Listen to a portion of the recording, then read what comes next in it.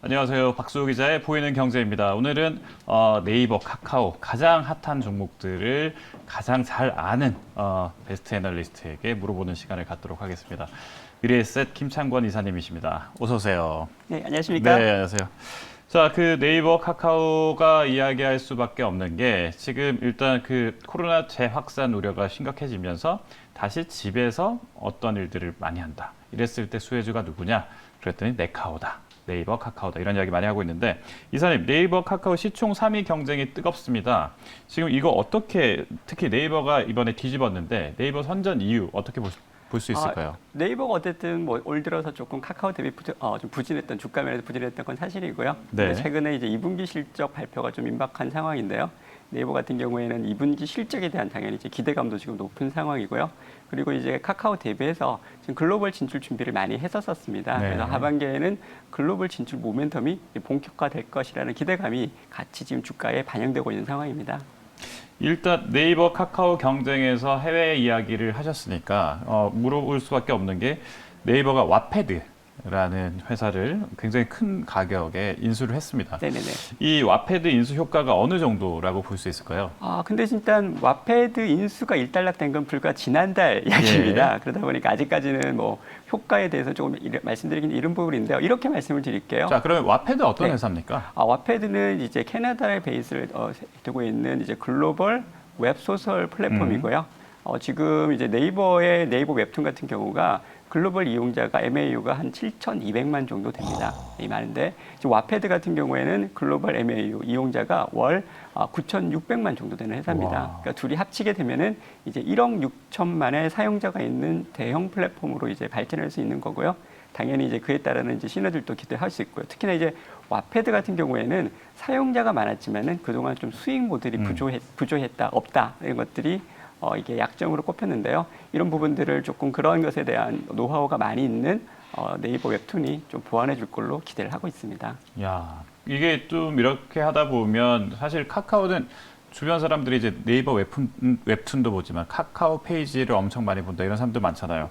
그래서 카카오도 보면 그 일본에서 코미코라 그러죠? 네네네. 예, 일본의 거 굉장히 잘하고 있다고 들었는데 카카오도 이제 그러면 네이버에 대항해서 IP 확보에 지금 굉장히 열심히 노력하고 있다. 여기까지는 알겠는데 현재 어느 정도 M&A 상황이나 이런 것들은 어떻게 되고 있습니까? 근데 일단 일본에서 지금 카카오가 하고 있는 서비스는 이제 피코마고요. 이름 자체가 피코마. 이름을 피코마고 있고요. 지금 이제 카카오 같은 경우에는 상당히 이제 오리지널 컨텐츠를 지향을 합니다. 네. 그러니까 이제 좀 퀄리티 높은 오리지널 컨텐츠를 지향을 하고 있고요. 지난 수년간 정말 많은 돈을 들여서 8,500개 이상의 오리지널 컨텐츠를 확보를 했고요. 특히나 이제 국내에서 아마 들어보시면 다 알만한 뭐 DNC 미디어, 대원 미디어, 뭐 미스터 블루 같은 그런 큰 오리지널 웹툰 콘텐츠 제작사의 모든 직간접적인 이제 관계를 현재 가지고 있고요. 그리고 이제 드디어 해외 쪽에서도 좀 더 적극적으로 진출을 하기 위해서요. 이제 미국 쪽에 상당히 이제 공을 들이고 있는 상황입니다. 지금 미국의 웹툰 플랫폼, 미국의 이제 웹소설 플랫폼 같은 것들을 인수를 해서 완료를 했고요. 예, 그래서 타파스, 네, 레디시. 네, 맞습니다. 본격적으로 이제 좀 해외 쪽에 이제 미국 쪽에 진출을 할 걸 앞두고 있는 상황입니다. 그래서 그 승리호가 넷플릭스에서 막 1등하고 그럴 때, 야, 사실은 카카오가 굉장히 수혜주다 그래서 굉장히 그 주가가 오르지 않았습니까? 네네네. 이게 이제 승리호의 이 IP, 판권을 이제 카카오가 갖고 있기 때문이다. 이런 이야기였고, 이게 이제 카카오는 그러니까 이런 식으로 오리지널 컨텐츠를 내재화하는 쪽으로 이제, 그 전략을 가져가고 있다. 여기까지는 알겠는데, 그런데 그럼에도 불구하고 네이버가 조금 더 지금 특히 이제 그 코로나 국면에서는 경쟁력이 더 있다. 특히 네이버는 쿠팡과 비견해서 대항마가 될 수 있을 정도다. 이런 이야기를 하고 있어요. 그러면 네이버가 왜 이런 이야기를 하냐? 이커머스 때문인데 이커머스, 이 고성장세가 보통 뭐 스마트 스토어 안 하는 사람이 없으니까 이 고성장세 계속 유지할 수 있을까? 어떻게 보시나요? 네, 충분히 유지할 수 있고요. 근데 이제 뭐 쿠팡에 뭐 비교가 된다 그럴 것보다는 어쨌든 지금 시장 점유율 1위는 네이버이고요. 네. 쿠팡이 2위 기업이기 때문에 여전히 이제 네이버는 앞서가는 모습을 보여드리고 네. 있고요. 근데 네이버의 가장 큰 경쟁력은 이제 상품 데이터베이스라고 말씀드릴 수가 있습니다. 말 그대로 하루에 뭐 8억 개 이상의 상품 데이터베이스가 8억 개. 있고 하루에도 뭐 수십만 개의 새로운 데이터베이스가 말씀하시는 것처럼 50만 명에 가까운 이제 스마트 스토어의 점주들이 열심히 이제 데이터베이스를 업데이트를 해드리고 있죠. 네. 이제 그런 것들이 가장 큰 강점이고요. 그리고 네이버 페이 같은 이제 인프라도 상당히 이제 잘 되어 있는 상황이고요. 게다가 그동안 조금 약점으로 알려져 있던 그 배송 물류 시스템 같은 경우에도 최근 들어서는 이제 CJ 대한통운과 협업을 통해서 상당히 이제 해결하고 있는 모습을 보여주고 있습니다. 그래서 말씀드린 것처럼 네이버의 고성장은 상당히 어느 정도 확고하게 네. 지속될 가능성이 높다라고 저희는 생각하고 있습니다. 일본 Z홀딩스 여기와 뭐 이렇게 교류한다 이런 이야기도 있던데 네이버 어떤 겁니까? 교류가 아니고요. 네. 네이버가 Z홀딩스의 일대 주주입니다. 네. Z홀딩스는 뭐 라인뿐만 아니라 그리고 이제 네이버처럼 야후 재팬이 어쨌든 일본에서 이제 온라인 쇼핑몰 사업까지 같이를 하고 있고요. 네. 그래서 지금 하반기부터는 이제 네이버 같은 경우에는 라인과 Z홀딩을 통해서 네이버에서 직접 일본 그리고 넘어서는 아시아로 이제 물건을 온라인 쇼핑을 통해서 물건을 팔 수 있는 그런 경로를 만들 예정에 있습니다. 야, 그러니까 그러면 일본에서는 사실 네이버 라인이 그 모바일 메신저 부분에서만 1등을 하고 있고 야후 저팬은 이제 야후에서의 검색 이런 쪽을 1등하고 있었는데 합쳤다고 했었죠. 그래서, 네네네. 네, 그래서 합작사를 만들었다고 했었는데 이런 것들이 이제 커머스로까지 진출해서 아시아 진출을 동반 진출하는 이런 그림을 그릴 수 있겠군요. 야후 재팬은 이미 이제 일본에서 한 3위 정도 수준을 매출액을 기록하고 있는 네. 온라인 쇼핑몰이고요. 아, 네네. 예, 뭐 이제 페이페이라든지 그러니까 결제 서비스 네. 그리고 이제 물류와 같은 것도 이미 시스템을 가지고 있기 때문에요. 뭐 네이버에서 이제 쉽게 이제 해외 시장에 접근할 수 있는 이미 경로는 이미 확보했다고 보시면 될 것 같습니다. 그렇군요. 이제 야후 재팬 하면 보통 이제 검색 서비스만 하는 회사로 알고 있지만 일본에서 3위 이커머스 네, 회사. 네이버랑 비슷하다고 생각하시면 될 것 같아요. 그렇군요. 네이버가 아주 그러니까 그냥 모바일 메신저 그다음 검색 이런 거를 떠나 포털 서비스를 떠나서 이제 정말 이제 그 이커머스 분야에서 해외 진출에 굉장히 큰 그 이정표를 세우겠다 이런 전략이라고 생각할 수 있겠습니다. 자, 그 밖에도 미래 사업에서 네이버가 다양한 사업을 하고 있는데 그 밖에 신성장 동력, 미래 사업 지금 추진하고 있는 것들 뭐 네이버 파이낸셜이라든지 뭐 금융 쪽도 굉장히 많이 진출하고 있고 신성장 동력이 될까? 어떻습니까? 일단은 지금 가장 또 새롭게 주목하고 있는 인터넷 테마 중에 하나가 메타버스이죠. 그렇죠. 네, 메타버스 네. 같은 경우에는 이제 유명한 기업이 이제 미국의 로블록스가 있고요. 네. 네, 로블록스 같은 경우도 지금 수익 모델이 상당히 이제 초기로 평가를 받고 있습니다. 현재는 이제 로블록스에는 게임 수익 모델만 있는데요. 네. 근데 거기에 지금 광고라든지 전자상거래 수익 모델까지 로블록스에 이제 추가될 거다라는 기대감으로 상당히 높은 주가 상승을 보여주고 있는 상황인데요. 지금 제페토 같은 경우에는 말씀드린 것처럼 로블록스보다 더 초기라서 이제 하반기부터 본격적으로 이제 게임 수익 모델을 제페토에다가 이제 붙일 예정에 있습니다. 그래서 제페토는 네이버에서 하고 있는 메타버스 현재는 생태계 게임이라고 볼 수 있겠네요. 이제 뭐 메타버스 커뮤니케이션 플랫폼이라고 네. 하고 있는데요. 현재로서는 이제 소통을 위한 장, 그러니까 메타버스적인 맞아요. 소통을 위한 장인데요. 거기에 이제 로블록스와 같은 이제 게임 수익 모델도 이제 추가가 될 예정에 있고요. 뭐 장기적으로 이제 메타버스가 발전함에 따라서 다양한 또 수익 모델을 네. 추가적으로 얼마든지 추가할 수 있는 상황인데요.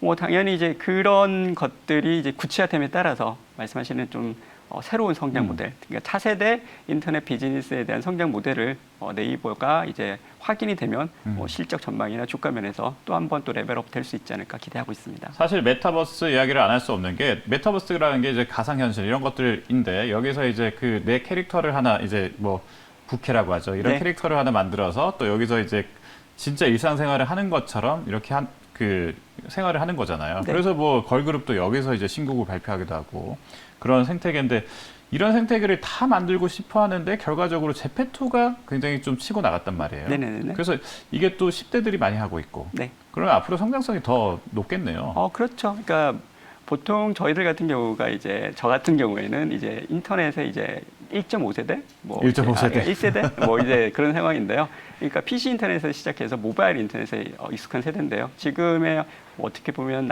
어린 나이로 유치원생부터 초등학생, 중학생까지는 이 메타버스가 그들이 접하는 첫 번째 인터넷 환경입니다. 그러니까 결국은 그런 익숙한 환경에서 그 확장성, 여러 말씀인 것처럼 초기 수익 모델에서 이제 다음번 이제 뭐 검색, 광고라든지 커머스로 갈 수 있는 가능성은 높고요. 그뿐만 아니라 지금은 단순하게 뭐 놀이수단, 네. 뭐 예를 들어서 이제 서로 친구들끼리 외부에서 못 만나니까 메타버스 세계에서 만나서 논다든지 아니면 뭐 게임을 한다든지인데요. 이제 교육 같은 것도 들어올 수 있고요. 비즈니스들도 메타버스로 들어올 수가 있고요. 그러겠네요. 그리고 많은 다른 오프라인의 삶들이 여기로 이식될 가능성이 높기 때문에요. 이제 메타버스에 대해 기대감은 나날이 좀 높아지고 있는 상황인 것 같습니다. 오늘 너무 이제 네이버 중심으로 조금 많이 이야기하는 것 같아서 또 카카오 이야기를 조금 넘어가 보겠습니다. 카카오는 그 카카오 커머스가 조금 아쉬웠는데 카카오 커머스가 결국 그래서 카카오랑 본체랑 다시 합쳤고 그 다음에 M&A나 IPO를 통해서 기업 가치를 또 높이는 전략을 지금 많이 쓰고 있습니다. 그래서 M&A 대형, 뭐 타파스, 레디시 같은 대형 M&A를 성사시켰고 IPO 기대감은 카카오 계열로는 IPO가 줄줄이 지금 대기하고 있어요. 또 카카오뱅크라든지 이런 올해 하반기 혹은 내년 상반기에 대여로 이렇게 각광받고 있는데 카카오는 M&A, IPO 이 전략을 계속 쓸 수 있을까요? 어떻습니까? 네, 뭐 가능하다고 생각을 하고 있고요. 네. 지금 큰 그림으로 인터넷 비즈니스를 보시게 되면은 어떻게 보면 세상의 모든 산업들이 모든 활동들이 인터넷을 통해서 라는 이제 큰 흐름을 지난 어떻게 보면 20년간 그리고 앞으로도 계속 그렇죠. 지속이 되고 있는 상황인데요.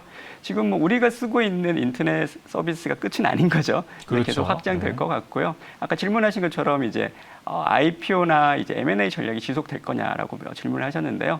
일단 작년 같은 경우에 지금 카카오 같은 경우에 카카오 게임즈가 IPO를 했고요. 지금 올해 같은 경우에는 카카오 뱅크랑 이제 페이가 곧 등장을 앞두고 있는 상황이고요. IPO를 앞두고 있는 절차를 앞두고 있는 상황이고요.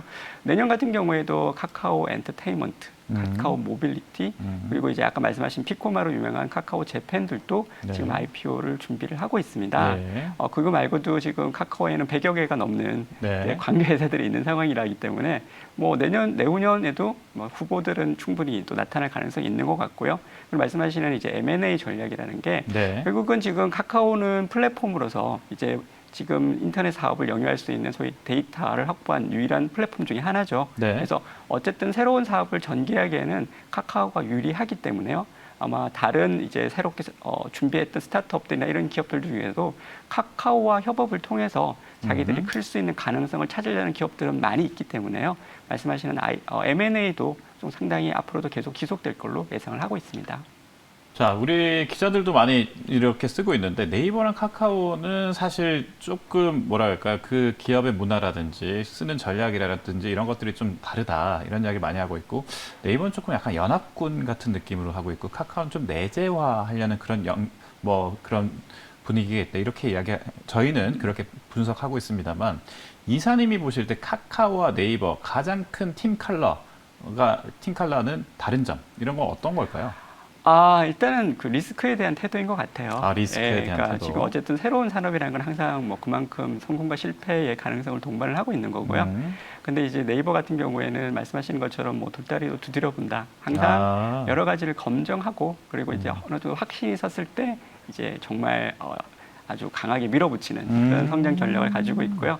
카카오는 그런 리스크를 좀 많이 두려워하지 않는 모습을 보여주고 있습니다. 일단은 시작하고 보자. 약간 그런 전략을 갖고 있고요. 그래서 상대적으로 빠른 이제 사업 진행 속도를 보여주고 있고 거기에서 필요하다고 생각하면은 여러 가지 뭐 M&A라든지 IPO라든지 그리고 또 다른 해외의 전략적인 제휴를 같은 것을 아주 적극적으로 빠르게 전개를 한 상황입니다. 그래서 속도 면에서는 상당히 지금 특히 이제 요즘같이 급변한 상황에서는 카카오가 빠른 모습을 보여줬기 때문에요. 작년 올해 상당히 좋은 주가가 나타날 것 같습니다. 그러면 해외 시장 같은 경우는 사실 그 카카오가 조금 모자라다. 네이버는 조금 뭐 많이 준비를 했다. 이런 이야기를 좀 하고 있습니다만 장기적으로 봤을 때 해외 시장에서는 어느 쪽이 조금 더 유리한 국면에 있다. 이렇게 볼 수 있을까요? 말씀하시는 것처럼 지금 네이버 같은 경우에는 최근 들어서 가장 한 3, 4년 동안은 국내보다는 해외 쪽에 어떻게 보면 더 치중하는 모습을 보여줬고요. 아까 말씀하셨던 이제 제트홀딩스라는 일본의 이제 커뮤니케이션 그다음에 포털에 그리고 커머스에 이제 상당히 잘하는 기업의 일대 주주가 됐습니다. 그게 3월달 이야기고요. 말씀드린 것처럼 하반기부터는 본격적으로 이제 사업을 전개한다고 말씀을 드렸고요. 지금 제페토 같은 경우에도 거의 이용자의 90%가 해외 사용자입니다. 그래서 지금 하고 있는 사업들은 국내보다는 해외에서 전개될 거고요. 웹툰 같은 경우에도 지금 아까 1억 지금 와패드랑 합치면 1억 6천 정도의 이용자가 있다고 말씀드렸는데요. 그 중에서 1억 6천만 중에서 1억 4천만 정도는 또 해외 이용자입니다. 그러다 보니까 지금 해외에 뭔가 이제 상당히 노출 이제 확보, 네. 교두보 자체는 많이 확보가 된 것 같고요. 네. 이제 이 부분이 전개되는 게 올 하반기입니다. 그래서 하반기에는 아마 해외에서 준비는 끝난 것 같고요. 네. 이제 그런 것들이 이제 실적이라는 성적표로 네. 나타나야 하는 시점이기 때문에 아까 질문하신 거 어느 기업이 조금 해외에서는 성과가 보여지느냐라면 일단은 지금은 현재로서는 네이버가 어느 정도 해외 진출의 발판은 마련을 했고요. 네. 그리고 실적에서도 추가될 수 있는 가능성이 올 하반기부터 상당히 높은 시점이기 때문에 당분간은 네이버가 해외에서의 성과는 좀 더 잘한다는 평가를 받을 가능성이 높은 것 같습니다. 카카오 2분기 실적 전망은 어떨까요? 카카오나 네이버나 높은 주가 상승만큼이나 지금 현재 실적에 대한 기대치도 상당히 높은 상황인 것 같고요. 특히나 이제 인터넷 기업들은 이번 2분기 실적 발표에서 그러니까 단순하게 2분기 실적뿐만 아니고요. 하반기 전체적인 기대감도 많이 높여줄 수 있는 실적 발표가 될 것 같기 때문에 좀 투자자들이 많이 기대를 하고 계신 것 같습니다. 카카오, 네이버 계속 살펴볼 수밖에 없겠군요. 오늘 나와주셔서 감사합니다. 네, 감사합니다. 고맙습니다.